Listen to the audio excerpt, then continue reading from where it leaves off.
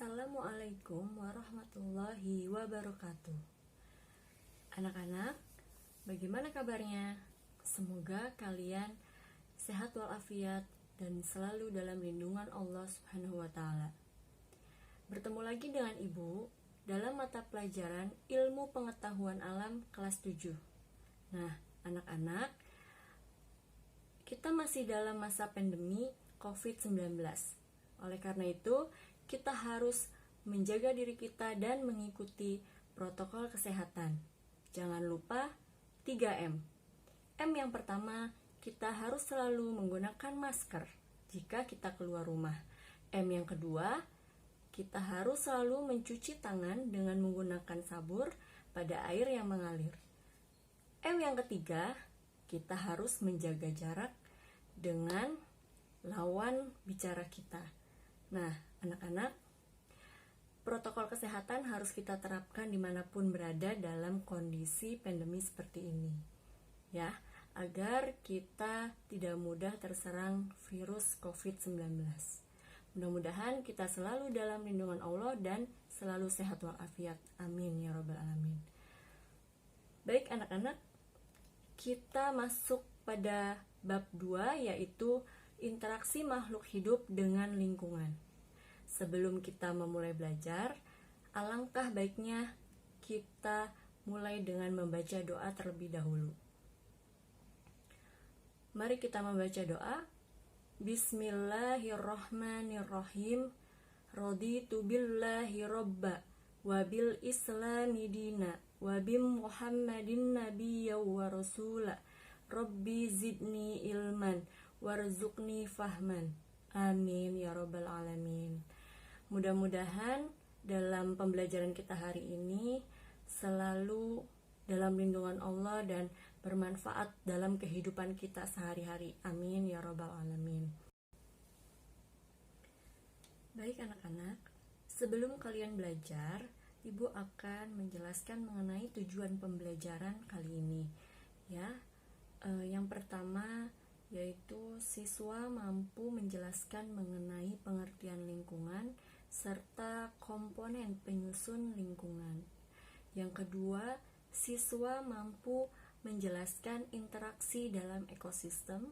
Kemudian yang ketiga, siswa mampu menjelaskan mengenai interaksi manusia dengan ekosistem.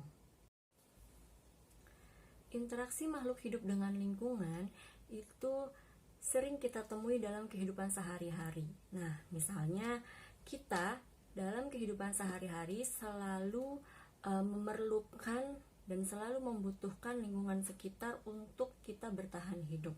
Nah, anak-anak, kira-kira apa ya yang selalu kita butuhkan dalam kehidupan sehari-hari? Contohnya apa ya? Ya, misalnya kita selalu membutuhkan makan. Nah, kita selalu membutuhkan minum. Nah, salah satu itu atau dua tersebut, makanan dan minuman, itu merupakan hal yang selalu berada dalam lingkungan kita dan pasti kita butuhkan dalam kehidupan sehari-hari. Baik anak-anak, yang pertama Ibu akan menjelaskan mengenai interaksi dalam ekosistem. Nah, interaksi dalam ekosistem ini terdiri dari 3, yaitu yang pertama ada pola interaksi rantai makanan. Kemudian yang kedua ada jaring-jaring makanan.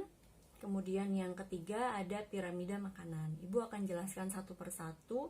Mungkin kalian sudah pernah mempelajari waktu SD, tapi Ibu akan mengulang kembali agar kalian mengingat kembali dan bisa memahami lagi. Baik, rantai makanan ini adalah suatu pola makan dan dimakan antar makhluk hidup yang membentuk suatu rantai. Nah, anak-anak pernah melihat rantai kan? Nah, kalau rantai itu susunannya pasti lurus, tidak ada cabang, tidak berbelok-belok. Nah, itu namanya rantai. Jadi, rantai makanan ini polanya lurus, mungkin bisa dari tingkat rendah sampai dengan ke tingkat tinggi. Nah, anak-anak, ada tiga tingkatan dalam rantai makanan ini. Yang pertama yaitu ada produsen, ya. Kemudian produsen ini biasanya dan selalu ditempatkan oleh jenis tumbuhan. Nah, tumbuhan ini disebut produsen karena tumbuhan bisa melakukan fotosintesis. Dia bisa membuat makanannya sendiri. Kemudian tingkatan yang kedua yaitu konsumen. Nah, konsumen ini adalah biasanya hewan herbivora. Jadi konsumen tingkat 1 ya. Konsumen tingkat 1 ini adalah hewan herbivora pemakan produsen, pemakan tumbuh-tumbuhan. Nah, apa saja misalnya? Bisa kelinci ya. Kemudian bisa belalang dan lain sebagainya.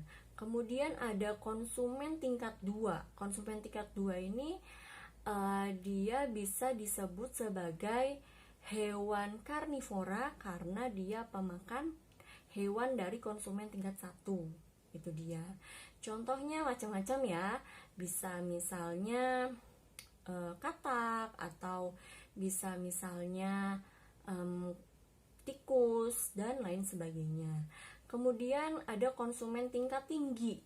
Nah, konsumen tingkat tinggi ini biasanya dia jenis hewan yang pemangsa. Jadi hewan pemakan hewan lagi. Dia jenisnya karnivora juga. Ya, itu bisa contohnya yaitu bisa elang, kemudian bisa ular dan lain-lain. Dan yang terakhir itu ada penyusunnya yaitu dekomposer atau pengurai. Nah, pengurai ini ditempati oleh jamur dan mikroorganisme. Fungsinya untuk apa, anak-anak? Jadi jamur dan mikroorganisme ini fungsinya untuk mengurai konsumen tingkat 3 yang sudah mati, kemudian dia akan menjadi jasad renik. Jasad renik itu dia akan melebur, kemudian diolah oleh mikroorganisme yang ada di tanah, dan itu akan kembali lagi untuk dibutuhkan oleh tumbuhan untuk menyuburkan tumbuhan. Begitu ya anak-anak. Ya, kemudian yang kedua, pola interaksi pada ekosistem yang kedua yaitu ada jaring-jaring makanan. Jaring-jaring makanan ini sama seperti rantai makanan, namun jaring-jaring ini memiliki cabang. Nah, tadi kalau rantai makanan dia tidak memiliki cabang karena garisnya lurus ya, urutannya lurus. Namun kalau jaring-jaring makanan dia memiliki cabang. Nah, anak-anak, ini ada gambar contoh mengenai jaring-jaring makanan. Bisa kalian lihat sendiri ya. Itu gambarnya membentuk cabang-cabang yang sangat banyak. Ya, kita lihat dari bawah itu ada tumbuhan. Kemudian di tumbuhan tersebut bisa dimakan oleh kelinci. Kemudian ada yang dimakan juga oleh tikus. Kemudian dimakan juga oleh belalang ya anak-anak. Dimakan oleh katak, kemudian kupu-kupu, dan ada rusa. Kemudian dari keenam hewan tersebut, itu konsumen tingkat 1 tersebut dimakan lagi. Ada tikus dimakan oleh ular, kemudian belalang dimakan oleh katak, kemudian katak dimakan oleh ular, terakhir dimakan oleh burung elang. Kalau kupu-kupu dimakan oleh kadal, kemudian dimakan oleh elang. Kemudian ada rusa dimakan oleh harimau. Kemudian ada kelinci dimakan langsung oleh harimau. Nah, itu dia yang disebut sebagai jaring-jaring makanan. Dia memiliki cabang yang sangat banyak. Seperti itu ya anak-anak. Selanjutnya, pola interaksi ekosistem yang ketiga yaitu piramida makanan. Nah, piramida makanan ini adalah pola yang membentuk susunan yang menyerupai piramida dari jumlah biomasanya makhluk hidup. Nah, Semakin ke atas itu semakin mengerucut. Nah, otomatis semakin kecil bentuk bangunannya, seperti piramida saja. Namun semakin ke bawah itu semakin besar, bentuknya segitiga, ya anak-anak, seperti piramida. Nah, kita bisa lihat gambarnya di situ ada gambar beberapa makhluk hidup yang menempati susunan dari piramida makanan tersebut. Kita lihat paling bawah itu ditempati oleh produsen, yaitu tumbuh-tumbuhan. Nah, kenapa produsen tumbuh-tumbuhan? Karena jumlah tumbuh-tumbuhan itu lebih banyak dibandingkan dengan hewan atau konsumen.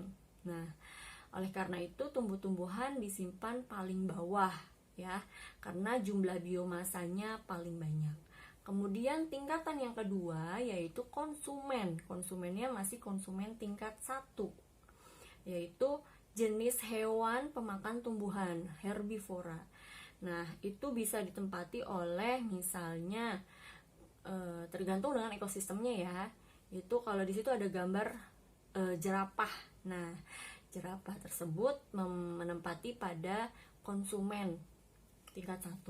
Kemudian semakin ke atas itu semakin mengerucut dan semakin tinggi itu ditempati oleh konsumen tingkat tinggi, yaitu adalah predator, misalnya seperti elang atau harimau. Nah, di situ singa ya. Di situ gambarnya adalah singa. Jadi jumlah singa itu lebih sedikit dibandingkan dengan jumlah jerapah dan tumbuh-tumbuhan. Oleh karena itu, singa itu berada pada tingkatan paling tinggi pada piramida makanan. Nah, anak-anak, sampai di sini sudah paham ya mengenai pola interaksi ekosistem. Ada 3. Kalian harus bisa membedakan antar satu dengan yang lainnya. Nah, anak-anak, sekian untuk materi yang Ibu sampaikan pada pertemuan kali ini. Untuk pertemuan berikutnya akan Ibu lanjutkan masih mengenai materi interaksi makhluk hidup dengan lingkungan. Namun kita simpulkan dulu untuk materi kali ini. Ya, yang pertama yaitu lingkungan adalah segala sesuatu yang berada di sekitar kita. Kemudian komponen dari penyusun lingkungan yaitu ada komponen abiotik, yaitu yang terdiri dari makhluk tak hidup. Kemudian komponen biotik yang terdiri dari makhluk hidup. Komponen abiotik contohnya misalnya udara, cahaya matahari, air, dan lain sebagainya.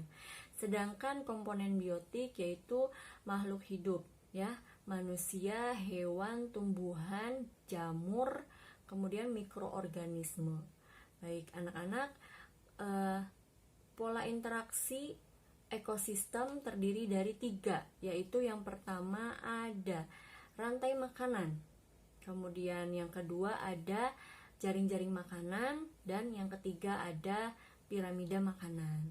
Baik, anak-anak, setelah kalian mempelajari materi ini, silahkan kalian bisa mengerjakan soal yang sudah Ibu berikan di e-learning. Kalian bisa kerjakan soal 1-5. Mudah-mudahan kalian bisa mendapatkan nilai yang bagus